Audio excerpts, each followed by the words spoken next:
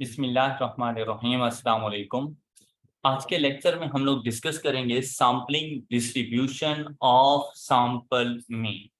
Basically previous lecture में मैंने आपको इस सैम्पलिंग डिस्ट्रीब्यूशन के बारे में यहाँ पर एक एग्जांपल से गाइड कर दिया था कि बेसिकली ये होती क्या है सैम्पलिंग डिस्ट्रीब्यूशन। तो एट द एंड आप लोगों ने when sampling with replacement and sampling without replacement आप लोगों ने मुझे सैम्पलिंग डिस्ट्रीब्यूशन बना कर दी थी। अब sampling distribution of samples means में हम लोगों ने जिस तरह से फ्रीक्वेंसी डिस्ट्रीब्यूशन के अंदर हम लोग उसके स्टैटिस्टिकल मेजर्स को कैलकुलेट किया करते थे, जैसा कि मीन हो गया हमारे पास स्टैंडर्ड डेविएशन हो गया, वेरिएंस हो गया, बिल्कुल वैसे ही हमने इसके ऊपर वर्किंग करनी है।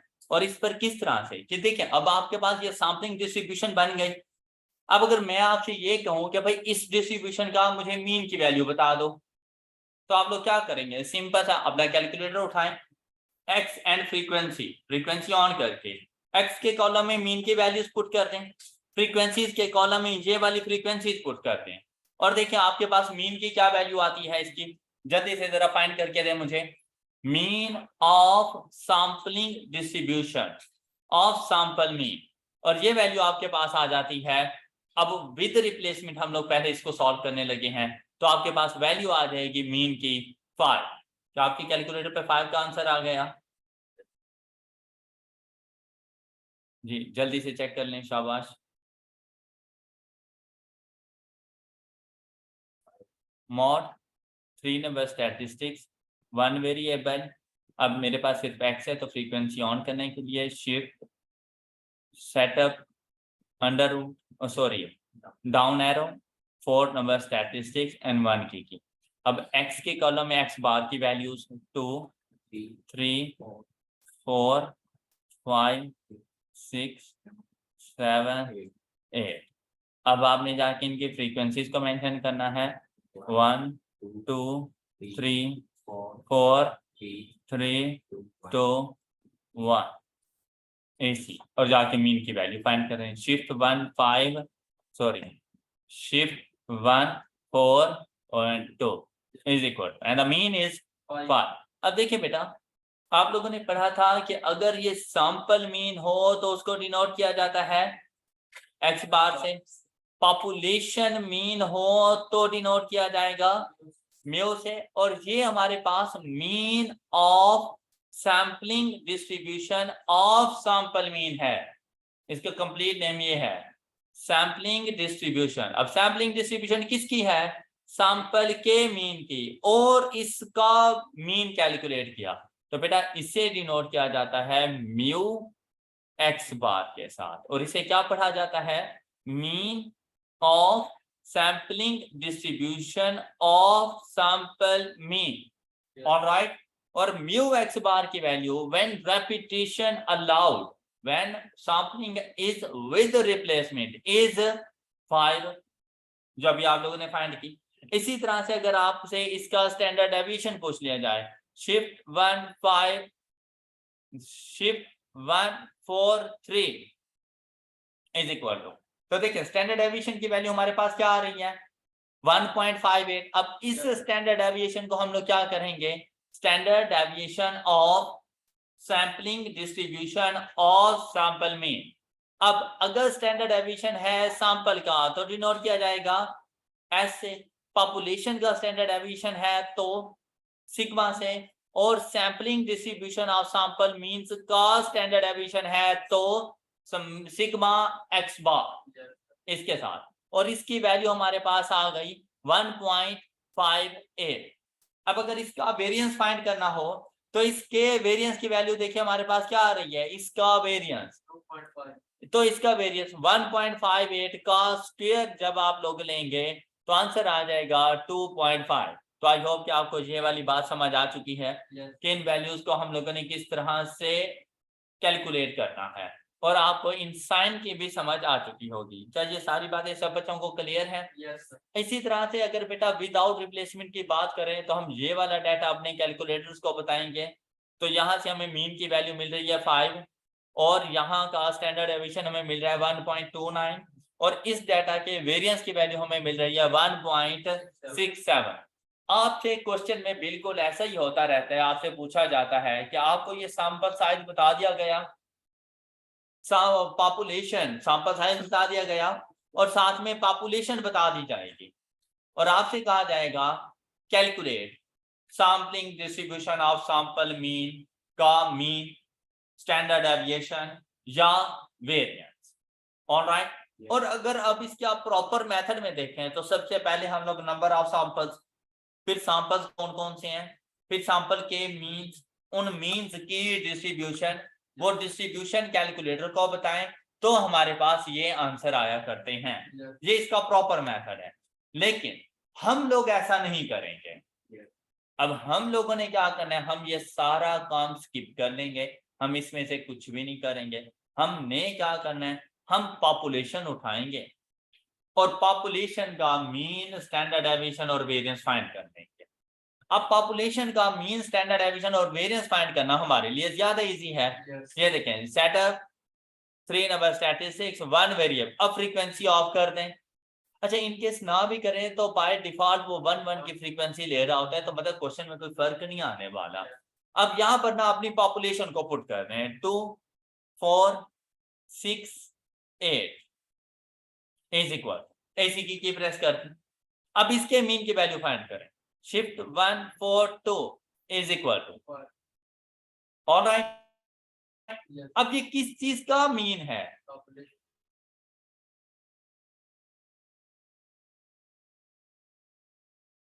तो पॉपुलेशन के मीन को किस डिनोट कर रहे हैं कि भाई जो आपके पास mean of sampling distribution of sample mean है वो पॉपुलेशन मीन के इक्वल है। क्योंकि इससे पहले जो आप लोगों ने ये देखें, ये फाइंड किया, इसकी वैल्यू क्या थी, पॉपुलेशन मीन की वैल्यू क्या आ रही है, तो क्या मैं ये कह दूं कि ये दोनों एक दूसरे के इक्वल होते हैं?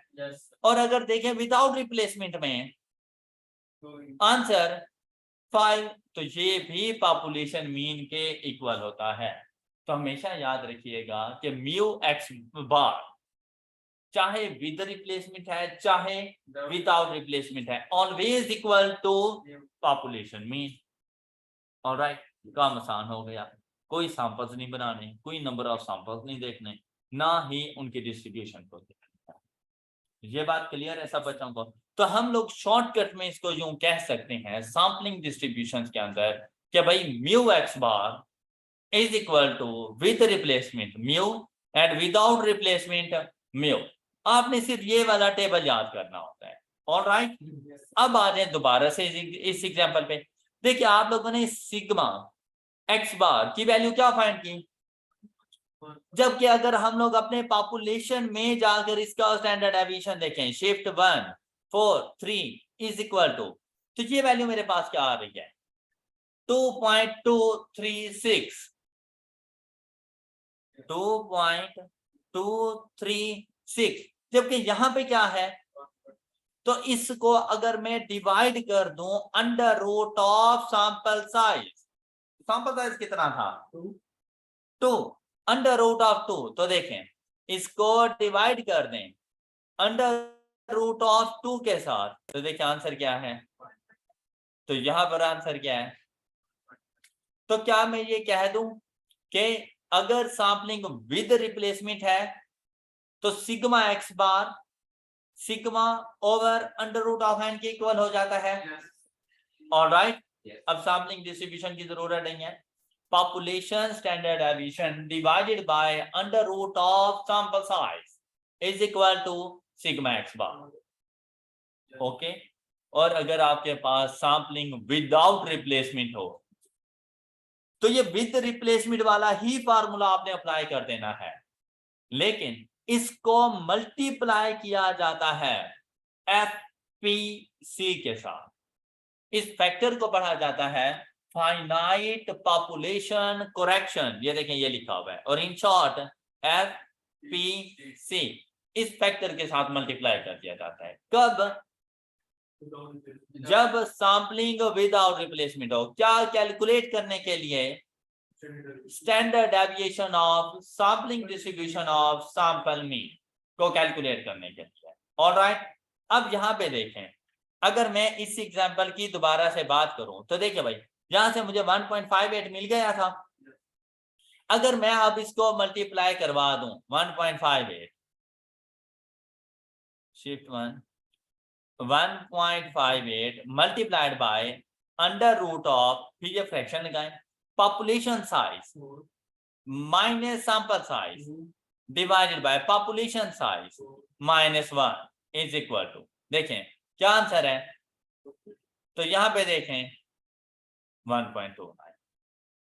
ऑलराइट, और जब इसका स्क्वायर ले लेंगे तो आपके पास वैल्यू क्या बन जाएगी, variance of sampling distribution of sample mean. अब जब आप लोगों ने इसका वेरिएंस स्क्वायर लेना है तो देखिए ये फार्मूला क्या बनेगा, sigma square divided by n. अब ये एज इट इज लिखा जाता है, यहां पर भी सेम फार्मूला, लेकिन मल्टीप्लाई करेंगे तो जब इसका स्क्वायर लेंगे तो इसका अंडर रूट खत्म हो जाएगा। ऑलराइट, तो बेटा ये टेबल आप लोगों के लिए बहुत ज्यादा इंपॉर्टेंट है। सैंपलिंग डिस्ट्रीब्यूशन के अंदर एक तो आपको पता होना चाहिए कि सैंपलिंग टेक्निक्स कौन कौन सी हैं, जो कि हम लोगों ने प्रीवियस लेक्चर में डिस्कस कर ली थी। 6 डिफरेंट हमारे पास 7 डिफरेंट हमारे पास सैंपलिंग टेक्निक्स आ रही थी। एंड पे कन्वेंशनल भी पढ़ा था हम लोगों ने। अच्छा, उसके अलावा हमारे पास सिर्फ ये टेबल पता होना चाहिए कि sampling with replacement, without replacement में sampling distribution of sample means के स्टैटिस्टिकल मेजर्स को कैसे कैलकुलेट करना है।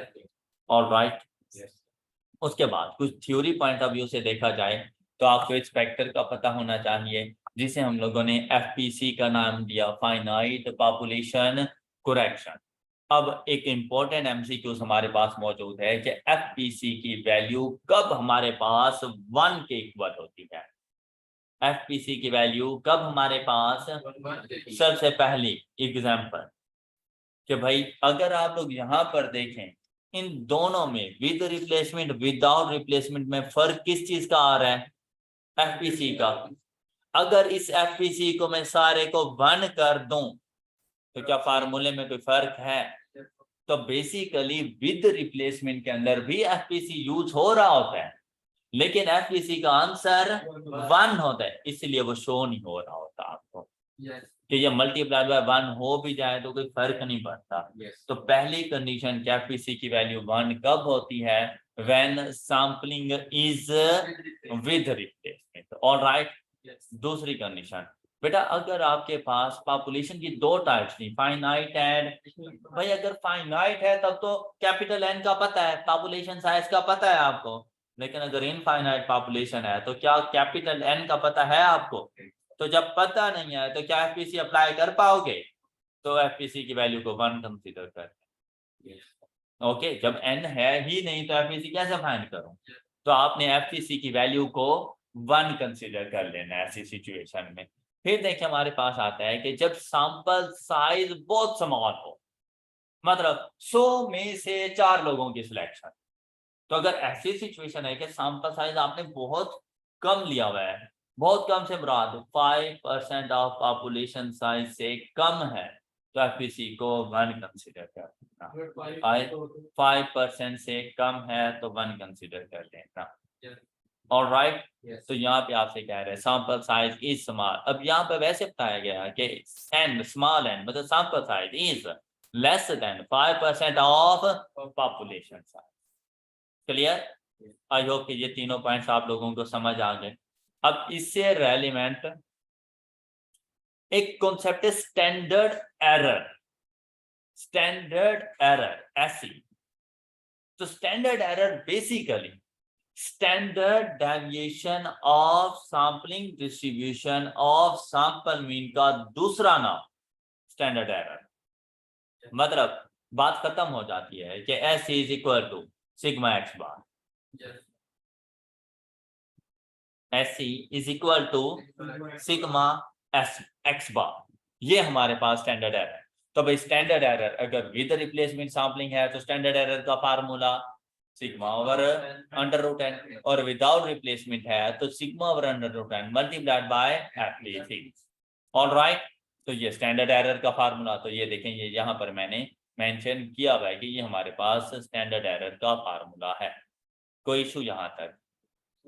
अच्छा, अब बेटा यहाँ पर अगर आप लोग देखें तो ये एक छोटा सा क्वेश्चन जो आप लोग पहले ही सॉल्व कर चुके हैं 2, 4, 6, 8 से रेलिवेंट आपसे पूछ रहा है कि भाई अगर sampling with replacement without replacement है तो possible number of samples of size 2 क्या बनेंगे। तो विद रिप्लेसमेंट के लिए आप लोगों ने 4 raised power to 16 and then without replacement के लिए 4 raised to power 4c2 is equal to 6। तो बेटा इस एग्जाम्पल में आप लोग ये सब कुछ बता चुके हैं। ये देखें विद रिप्लेसमेंट विदाउट रिप्लेसमेंट। फिर आपसे पूछा गया यहाँ पर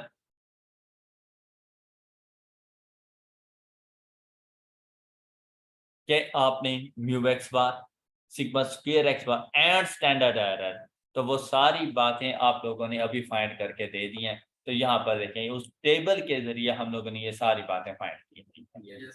क्लियर। तो यहाँ से आपका ये सैम्पलिंग डिस्ट्रीब्यूशन का जो टॉपिक है वो कंप्लीट होता है।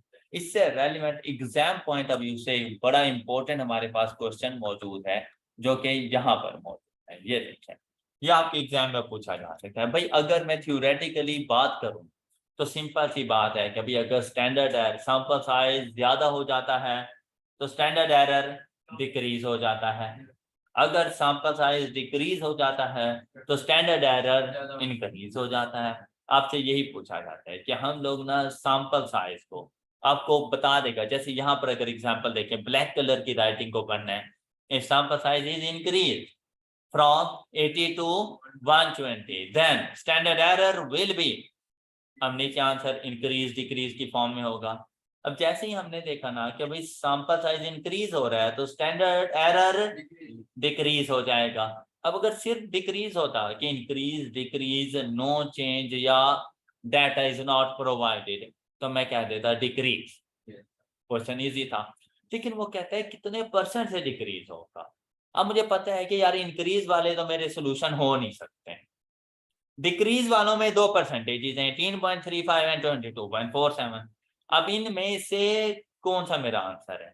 बेटा परसेंटेज में इंक्रीज या डिक्रीज फाइंड करने के लिए सबसे पहले आप लोगों ने उसमें चेंज को देखा करो कि चेंज कितना आया है। चेंज मतलब सपोज आपसे कहा जाए कि पेट्रोल की प्राइसेस में कितने परसेंट का चेंज है, राइट। तो आप लोग पहले तो वो चेंज देखोगे ना कि बेसिकली चेंज आया कितना है, फिर उसके बाद परसेंटेज का फार्मूला अप्लाई करोगे। अब बेटा यहाँ पर अब अगर आप लोग देखें तो आपको ये तो बता दिया गया सैंपल साइज ये है और आपसे स्टैंडर्ड एरर में इंक्रीज डिक्रीज पूछा गया, जबकि स्टैंडर्ड एरर का अपना फार्मूला क्या होता है sigma over under root. And अगर क्वेश्चन साइलेंट है तो हमेशा सैम्पलिंग विद रिप्लेसमेंट करना, और स्टैंडर्ड एरर का क्या फार्मूला अप्लाई कर दोगे sigma over under root n. Alright. अब एन की वैल्यू का तो आपको पता है कि भाई अगर सैंपल साइज 80 है तो divided by under root of 80 and 120 है तो divided by under root of, तो सिग्मा की वैल्यू तो गिवन है नहीं तो आपने सिग्मा को 1 कंसीडर करना है। सिग्मा की वैल्यू को 1 कंसीडर करना है। अच्छा बेटा मुझे एक बात बताएं कि अगर फ्रैक्शन में न्यूमरेटर सेम हो और डिनोमिनेटर इंक्रीज हो रहे हो तो वैल्यू इंक्रीज होती है या डिक्रीज होती है। तो वैल्यू डिक्रीज होती है। शाबाश। न्यूमरेटर सेम हो और डिनोमिनेटर अगर स्मॉलर है तो वैल्यू ग्रेटर है, डिनोमिनेटर ग्रेटर है तो वैल्यू स्मॉलर है। ऑलराइट। अगर आप देखें क्या अगर मैं 100 डिवाइडेड बाय 10 करूं तो आंसर क्या आएगा 10। 100 डिवाइडेड बाय 20 करूं 5 तो आंसर कम नहीं हो गया डिनोमिनेटर के इंक्रीज करने से। तो बेसिकली जब चेंज फाइंड करना हो ना तो चेंज आपने पॉजिटिव टर्म में फाइंड करना है, इंक्रीज डिक्रीज का पता आपको सैंपल साइज से चल जाएगा। तो मुझे ये पता चला कि 80 के साथ स्टैंडर्ड एरर ज्यादा है, 120 के साथ स्टैंडर्ड एरर, तो आपने इसको इस तरह से कैलकुलेटर में पुट कर देना है कि आपने एक फ्रैक्शन ऑन की उसके बाद 1 upon under root of 80 minus 1 upon under root of divided by. अब चेंज किस पर आया है, क्या 120 पे आया है या 80 पर आया है। तो जिस पर चेंज आया है वो डिनोमिनेटर में 1 upon under root of 80। Clear. और परसेंटेज का साइन अप्लाई करने के लिए मल्टीप्लाइड बाय, तो यहां से आपको परसेंटेज मिल जाएगी। तो आप लोग बता सकते हैं कि if sample size is increased from 80 to 120, then standard error will be decreased by 18.35%. तो ऑप्शन बी आपका करेक्ट आंसर हो जाएगा। ऑलराइट, इसी तरह से अगर आपसे कह दिया जाए कि सैंपल साइज डिक्रीज करना है फ्रॉम 120 टू 80, तो बताएं कितने परसेंट का डिक्रीज या इंक्रीज इन स्टैंडर्ड एरर।